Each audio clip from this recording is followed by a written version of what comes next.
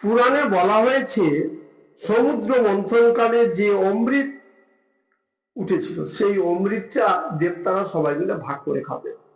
পরিবেশনা করছেন কে? পরিবেশনা করছেন ভগবান মোহিনী অবতার। দেবতাদের সকলকে বসিয়ে ভগবান মোহিনী অবতার পরিবেশনা করছেন। এমন সময় রাহু নামক এক দৈত্য দেবতাদের মাঝে বসে দেবতাদের মাঝে বসে অমৃত পান করেছিল। এবার সেই সূর্যদেব এবং চন্দ্রের ইঙ্গিতে মোহিনী সেই সুদর্শন চক্র দিয়ে তার গলাকে কেটে দিয়েছিল। সেই গলা কাটার ফলে যে রক্তটা পড়েছিল মাটিতে, সেই রক্ত থেকে পেঁয়াজ আর রসুনের জন্ম। তাই আমরা যারা বৈষ্ণব তারা পেঁয়াজ রসুন খাই না, কারণ উত্তেজিত হয়ে যাবে, সেই অসুরের